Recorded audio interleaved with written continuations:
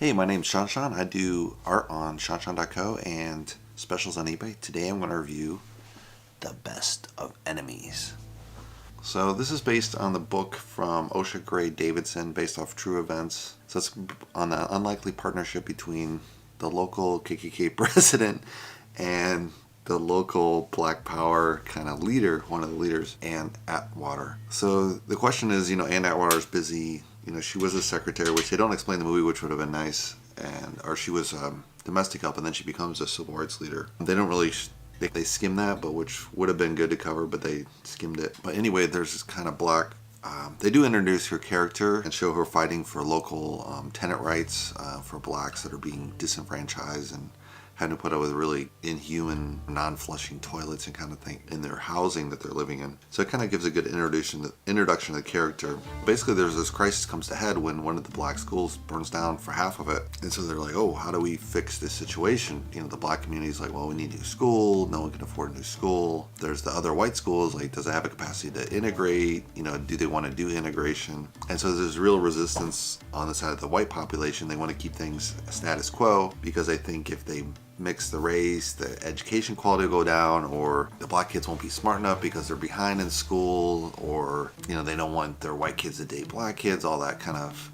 nonsense. And so one of the successful reasons this comes together is this outside leader comes to town, Bill Riddick. He's more educated, so kind of the Ann Atwater kind of sees him as kind of a sellout, kind of Uncle Tom figure. But he proposes this thing called a charrette, which is a series of meetings where you kind of meet together with all community leaders, including the Klan, and you get together and try to come to proposals and then vote on it to figure out whether you want to integrate or how to fix this situation. So it has a really interesting story. One thing I think you'd want to consider is kind of the criticisms coming from Green Book, which I didn't know. I just did my review on Green Book and I didn't really check out the other critiques, and then I was like, oh, that's kind of an interesting point. In Green Book, it was heavily criticized because it was kind of seen as like a white savior movie, in that this really superstar pianist, black player, he needs this white guy to kind of save him somehow to get through this deep south. But that was kind of the reality of the day. I mean, you wouldn't have driven all through the deep south probably by yourself. But yeah, it kind of creates that kind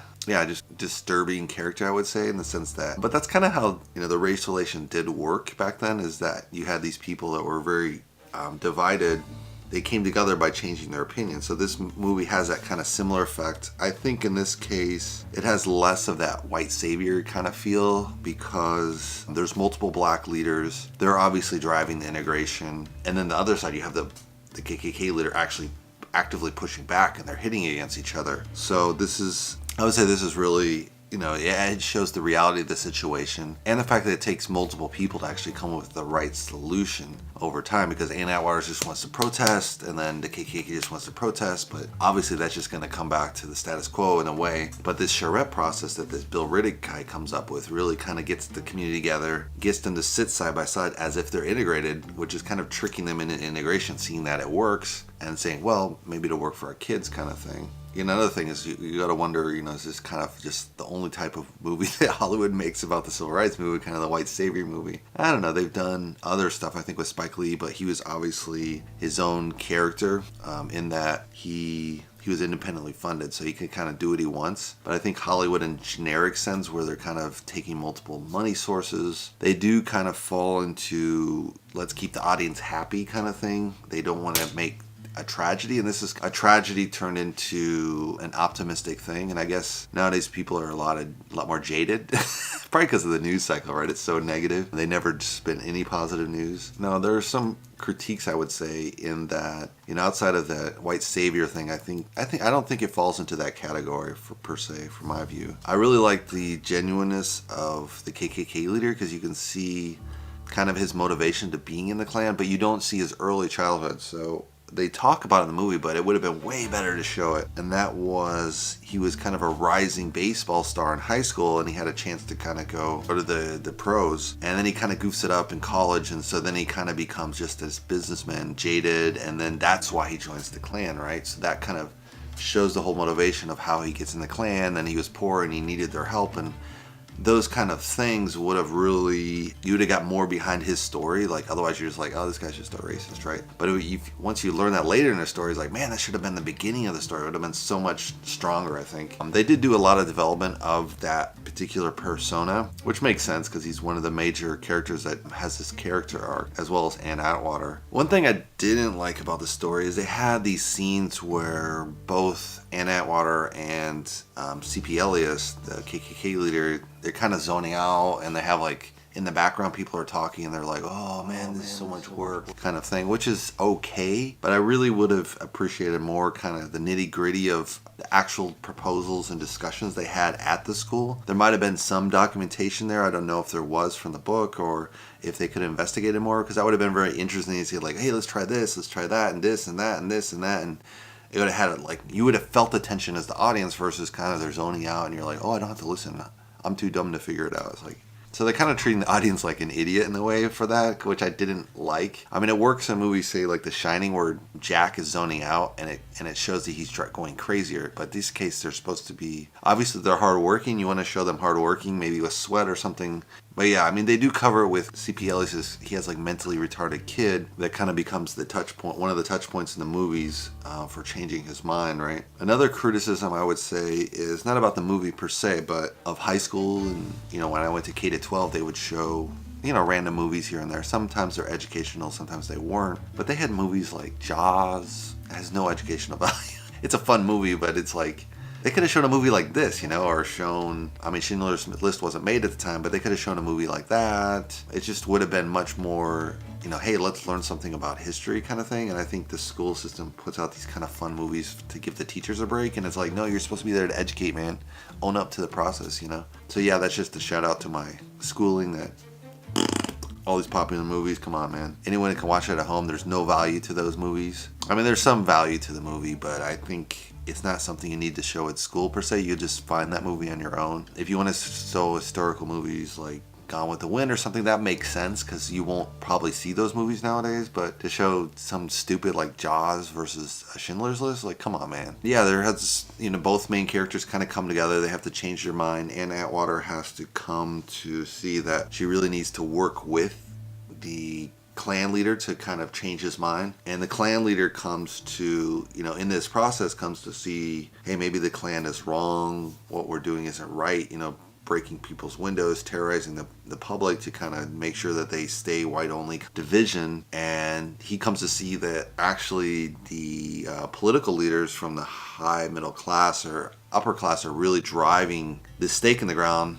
by using the KKK to actually keep the white vote in a way. So it's really interesting. They kind of uncover that a little bit, as well as kind of the Klan resisting and seeing that maybe C.P. Ellis is out on a limb and they need to reel him back in. So it has a lot of those elements in the movie. Yeah, I think it captures pretty well. You get a feel for kind of how the South works a little bit. I think if they had had more, just a story in there a little bit about crossing the race line, like you can't be on this side of the city and that kind of stuff, that, I mean, it's kind of obvious to us now historically, especially me being a history major, but to make the story work on its own without any kind of, you know, from, if you see this with a kind of a kid and you want to explain history, that would have been kind of nice to see those. I mean, that kind of exists nowadays a little bit, especially if you're still in the Deep South. However, it would have been more, it just would have been nicer because they talk about it, but they don't show it. So if they'd showed it, it would have been, ooh. Like they talk about spitting on kids, and I know when I was a kid, I witnessed that, and it was just, you know, such a terrible thing. And at the time, I didn't think anything. I just thought kids being mean, right? And then later you realize, wow, that was pretty racist.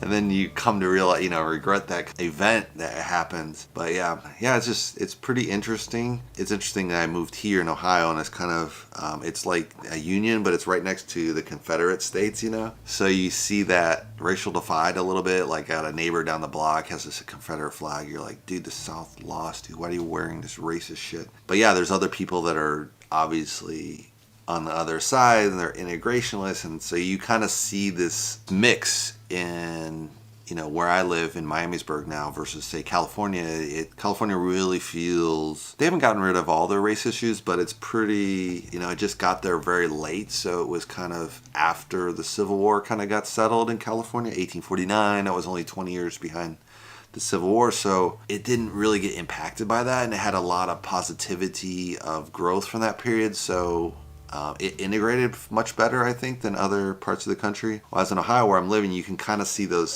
racial divide. It's a mixed state politically as well, like Republican, Democrats. So you have this kind of churning, really, discussion within society about these issues, you know, because they're kind of lagging where the rest of the country is leading. Say California is leading, or New York, they're really leading on some of the more cutting edge issues politically. So it's kind of interesting to see this kind of like, you come here and it's kind of like you're going back in time a little bit. But yeah, I think it was a really good movie. I don't think it's going to get as much, probably not as bang for the buck, which is a real shame, because then if it doesn't make money in the box office, then these movies don't tend to get made, and it's kind of like, you know, and you want these kind of movies to be made. You don't want just, say, one person like Spike Lee driving this. You want to have multiple directors. It kind of adds more spice and more viewpoints on the issue to really explain it. And there's a lot of good history, you know, historical stories like this to uncover. So hopefully, you know, they get more of these movies made in the future. I would say it's a pretty solid movie. There was definitely a little bit of elements to improve from my point, but I think it was pretty solid. I really liked it. If you want to follow me, you can subscribe below. And I'll see you in the next movie review. Thanks for watching, guys.